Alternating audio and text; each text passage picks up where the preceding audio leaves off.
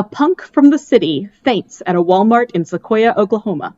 When she wakes up, she finds herself on a cruise ship. Somebody write this.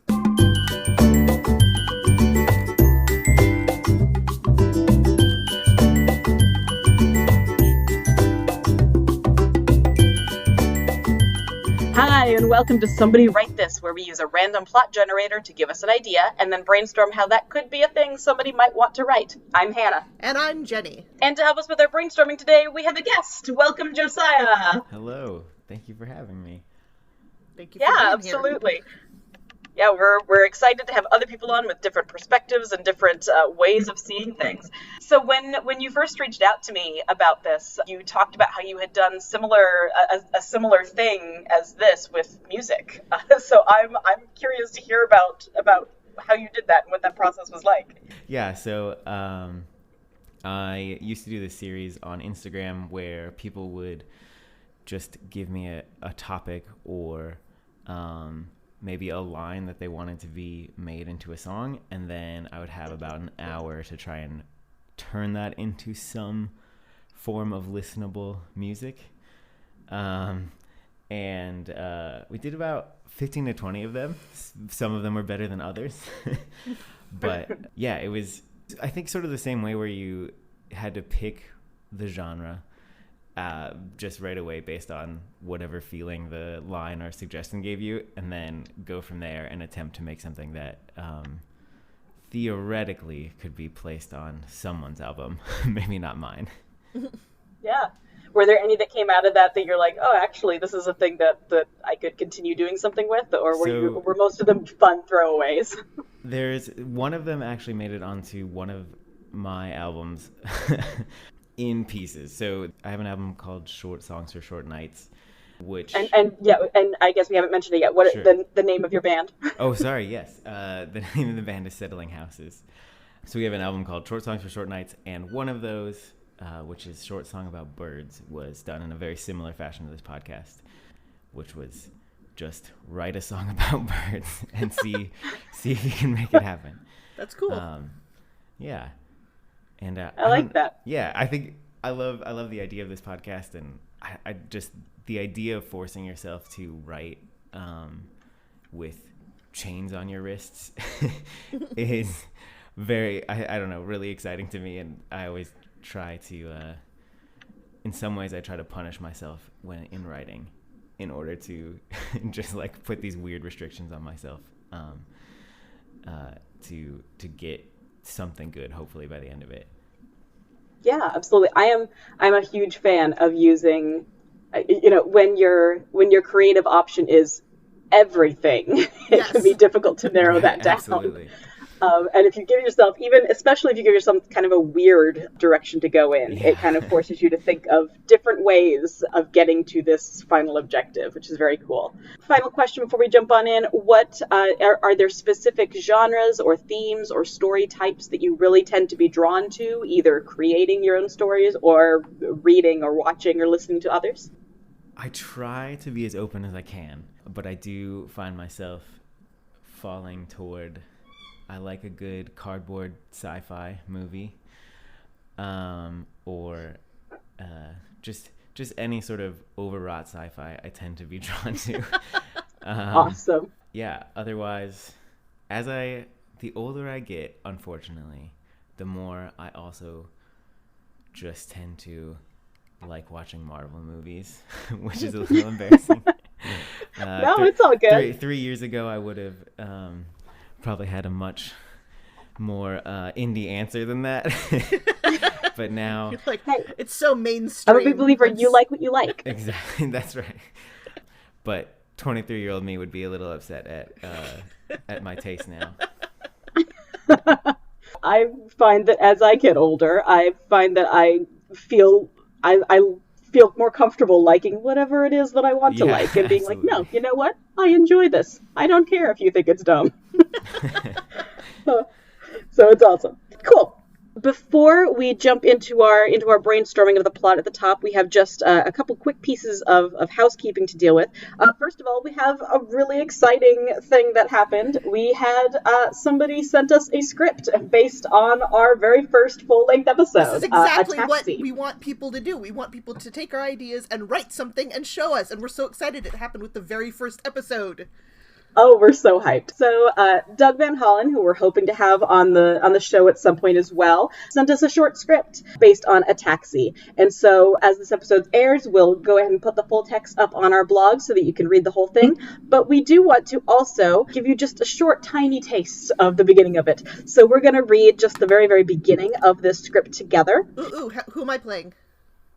I've shared the document with both Jenny and Josiah.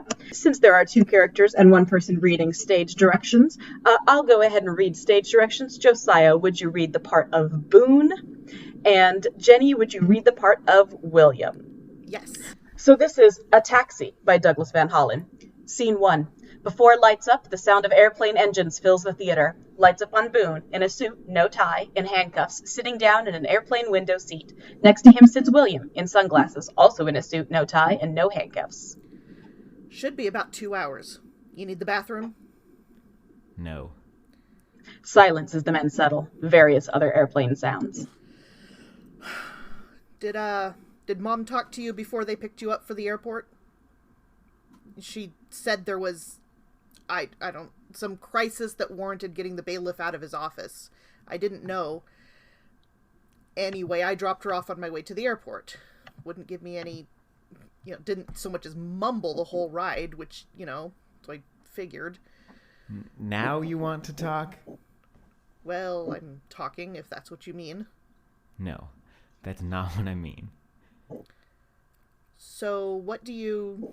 Man, just forget it. William turns and non-verbally interacts with an unseen flight attendant. You know this is about that taxi, don't you? And the taxi has entered the story. So with that, we'll leave it and we'll let you read the rest of it on our blog, listeners. Thank you so much to Doug for sending that in. I'm so hyped to read more of these as we get more of them. The other final thing that we want to do is we were doing we were looking at our listener base that we have so far. Yes. We've got people from all over the country listening to us, which is really exciting. Not super unexpected since we've lived in a lot of different places and are living in different places now. So our friends are scattered. So right now we have listeners in, it looks like 13 different states. And we thought what might be fun is every episode we're going to choose a state that our goal is to get a listener in that state before the next one.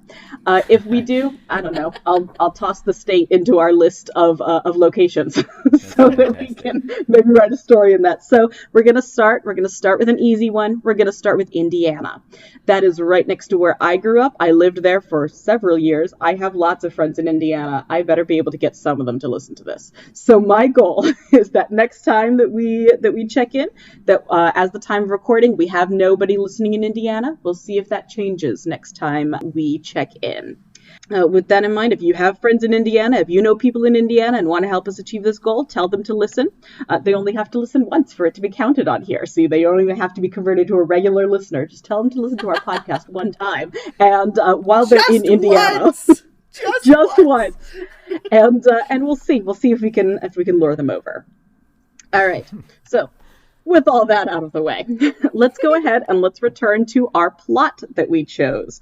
So as a reminder, our plot is a punk from the city faints at a Wal-Mart in Sequoyah, Oklahoma. When she wakes up, she finds herself on a cruise ship. As always, I like to start out with who the characters are. And she's a punk from the city. Well, yeah. Right. She's a punk, she's a she, and she's a punk, and she's from the city. A city in Oklahoma? I think... Are there any big cities in Oklahoma? There's Tulsa, Oklahoma, which is reasonably large. That's true. But when you say the city, I think people usually think like New York. That's possible. I don't know. So growing up in a rural town, the city could be anywhere that's more than 50,000 people. often. It's true. If you're in Oklahoma, Tulsa could very well be the city. Yeah. So we have a lot of options. I think we could make it some city in Texas if we wanted to. Does it? Okay, so if she's ending up, I don't know how big Sequoyah, Oklahoma is. What are the rules about you Googling for research here? Oh, we can Google as much as you want. Fantastic. Oh my gosh, Sequoyah has 671 people in it. The community is the setting for the 2000 film Where the Heart Is, which is clearly where this came from. I love that movie. So okay, well, this is yep, that's about a pregnant 17-year-old who's abandoned by her baby at a Walmart in a small Oklahoma town. So clearly, in a Walmart in Sequoyah, Oklahoma, was the plot synopsis that I stole for this. So this is the same Walmart. So, they will be so excited that that there's a second movie set in their town. 2 movies in Sequoyah. So, I can't find any evidence that there is a Walmart in Sequoyah, however. I was gonna say, I can't imagine there's a Walmart in a place with 671 people. Yeah. But maybe near Sequoyah. So folks, maybe it's because the Walmart is not really there. It's some sort of portal. Yes, it's a traveling Walmart that pops up in little towns and then pops people elsewhere. Lures people in with their big box savings. Yeah. And they get all excited because they're like, oh, a Walmart in this tiny town. Oh, that's great. I like that's. I think that's a good way to maybe take it. We are immediately dropping into what could be cardboard sci-fi. Totally. Exactly. This is your genre right here. Cardboard Walmart, cardboard cruise ship. Yeah. Yes. Yeah.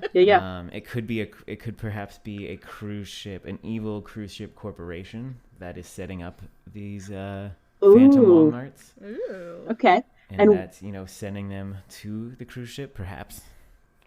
Okay. And what do they want from people once they're on the cruise ship, do you think? That's the good question. That is a good question. Like, why would a cruise ship corporation is it like a really, really elaborate promotion? They're like, trying being on our cruise ship once and you'll want to actually buy one. And now that you're here, we're going to charge your credit card. Yeah. Okay, that's kind of fun because it isn't like an evil plot. It's just kind of it's just really bad marketing. Yeah, just a terrible marketing plot, which is fun. Gosh. So they bring him to the cruise ship for like a day and then send him back. Yeah. And she finds herself in an empty field in Oklahoma. There was a Walmart here. Yeah, right where she was left, and the Walmart's not there anymore. Yeah, that's good. But it happens on the way out of the Walmart, and so she still has like the stuff that she purchased while she was there. Does she have it on the cruise ship? Yes, she has it on the cruise ship, and that's all that's all she has to be able to like escape with or get back with. Yes, that's how she survives. Okay. So I guess. Okay, so it could be that, and shoot it down, but we could take it. Okay, so cruise ship company is trying to do this ill-advised marketing campaign. Well, they obviously aren't a human cruise ship company. I suppose it doesn't have to be. But maybe when she gets transported, something has gone terribly wrong on the cruise, so she has to survive. Okay. But their marketing is still on auto, so it's still just like picking people up. Yes, yeah. Oh, or maybe that's the problem, is that it's picking people up that it shouldn't be, and there are too many people there now. Ooh. Or so I like the idea that she has to then use the items that she has picked up at the Walmart to shop with. Now she has to use that to save the ship. Okay, well here's the next very important question then. What has gone wrong on this cruise ship? So zombies would be cliche. True. Hannah's first suggestion made me think perhaps it could be automation gone wrong. But again, we don't have to lean so heavily into the sci-fi thing either. But it could be robots or computers malfunctioning, something like that. Yeah, like it's like the first like fully automated, entirely run by robots. Yeah.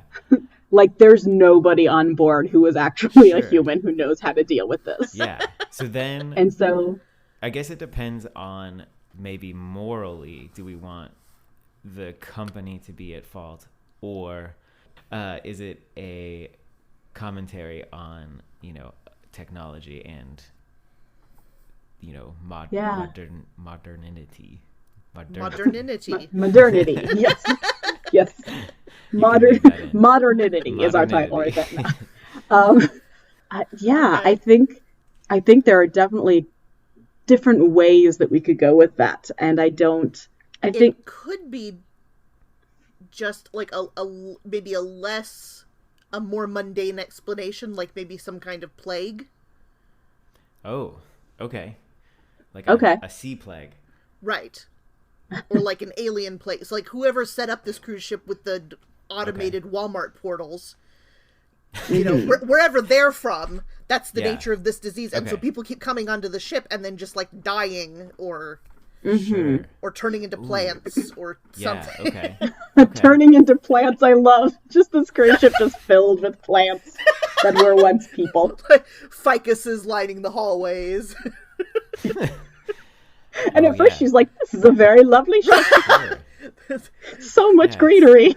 So the foliage is people! The foliage is people! At some point she could pick a leaf off of a tree, and it says "ow." Out. Yeah. Oh no. Or it just is revealed later or it starts bleeding or something. Ew. Yeah. That's gross. Is there? That would be awful. Yeah. No. But if they turn into plants, then that means maybe there's a way to undo it. Maybe there's a way to turn them back into humans, and that poor guy is just like missing a finger or something. And she solves the problem with her Walmart stuff. Ooh, yeah. And everybody else's Walmart movie... stuff, because everybody else got there via Walmart.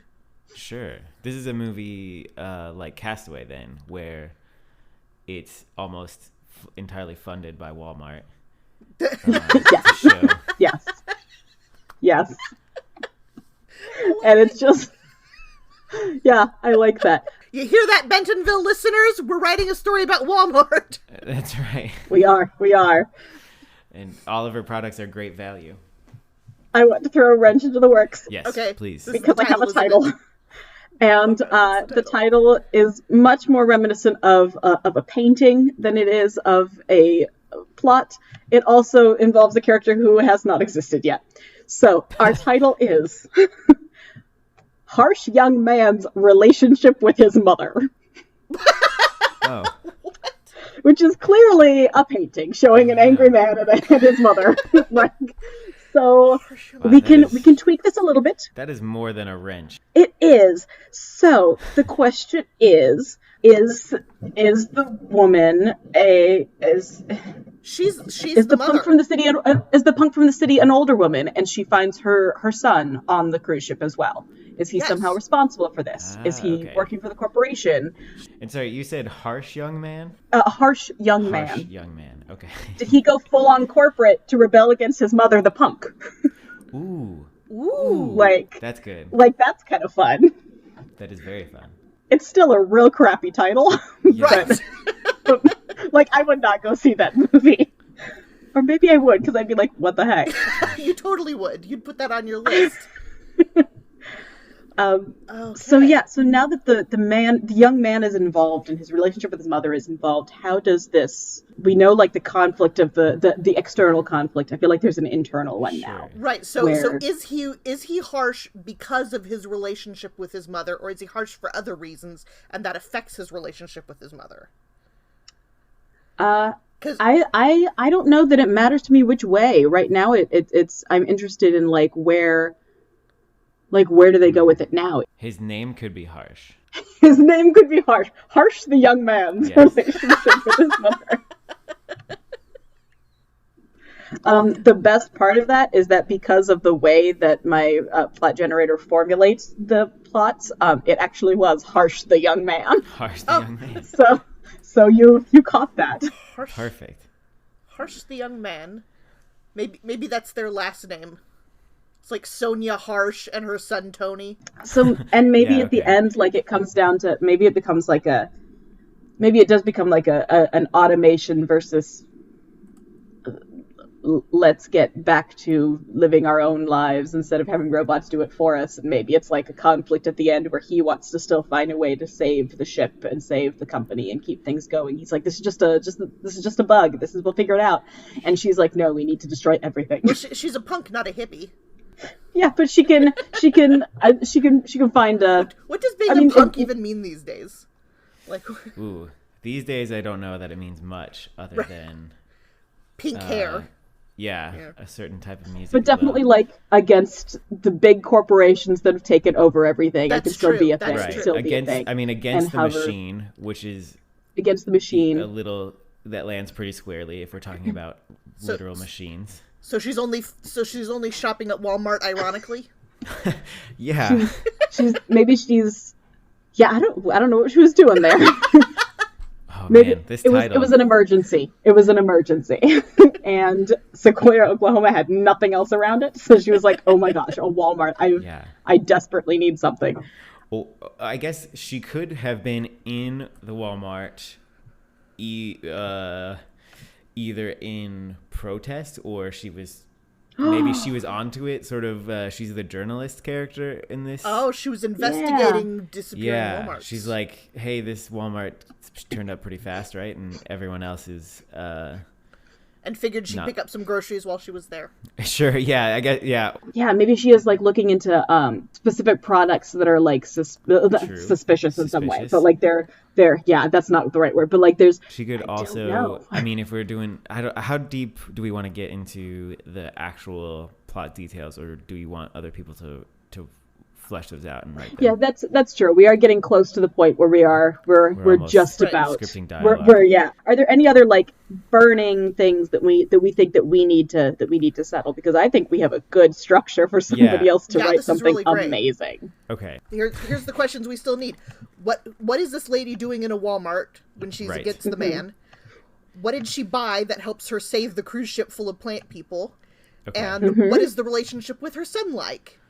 So, yes. And how does this play out? I really want like a final conflict between the two of them. Totally. I really like this one. This one is really intriguing. Yeah. So listeners, if you have the ideas, write it up. Be it poem, play, book, song, D&D campaign. I would totally play that one. Oh, totally! That would totally make a great D&D campaign. Wouldn't that be amazing? Or even a painting, as the title suggests. Sure. Draw us the harsh young man's relationship, or harsh young man's relationship with his mother. And we'll be so happy to share it on our podcast and shout you out. Before we officially close out today, I do want to take a second to give us each a chance to shout out a story we think our listeners should check out. This could be a longtime favorite or a recent discovery, just anything to continue telling our listeners about good stories that we've been finding. So I'll go ahead and start in just a quick mini synopsis just to let people know what we've been checking out. I just finished the Shades of Magic book trilogy by V.E. Schwab. And it's I do not usually like fantasy, and I do not usually like series. But I read the first one of these on my husband's recommendation, and then immediately went out and read the next two, because they're just really engaging in a very creative fantasy world that is a lot of fun and uses some really, really creative magic ideas. So I highly recommend that. The first book is called A Darker Shade of Magic. I definitely suggest you check that out.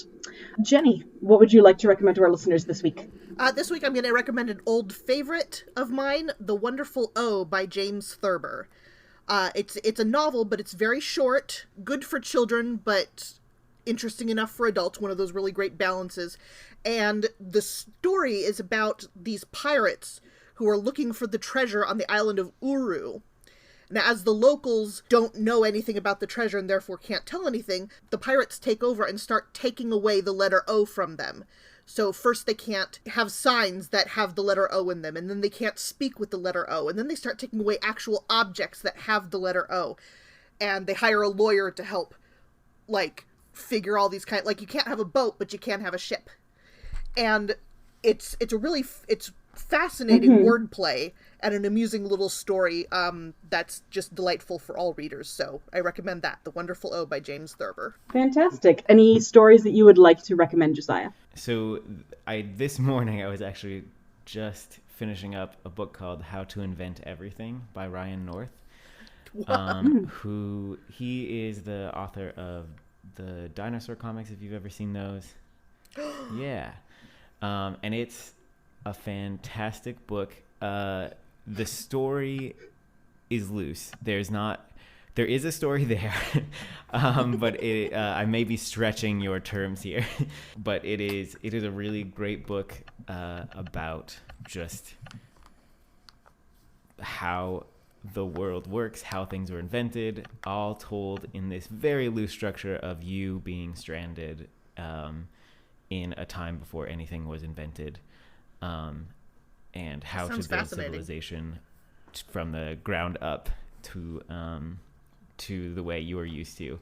And he goes through everything from animal husbandry to inventing medicine and inventing music. And that's really cool. That sounds really interesting. It's very fantastic, really well written, very funny at points. He makes it easy to understand these complex concepts really simply, and builds you up to the point where you feel as if you perhaps could actually start civilization from scratch. It's great. It's awesome. All right. So as we close out, Josiah, anywhere that people can find you, find your music? Sure. You can hear Settling Houses on Spotify, Apple Music, anywhere you listen. A German site called Deezer. And you can find me at Settling Houses on Instagram, where I'll do some live streams and occasionally do something similar to this with writing a song. And you can be the one to try and suggest something miserable to try and turn into a song. If you write a song about this, please let us know. Yeah, maybe that's what I should do. Whenever the podcast goes live, maybe I'll tie it in. Oh, that would be so much fun. Awesome. We would link to you for sure. Absolutely. Awesome. Well, that's our episode. As a reminder, you can find us every other Thursday wherever you get your podcasts. Follow us on Twitter at WriteThisPod. And if you've been inspired by this episode and have questions or thoughts or a script or anything else, email us at somebodywritethis@gmail.com. We'd love to hear from you. We'll be back with another episode in 2 weeks. See you then. And as they say, the eye does not rise above the eyebrow.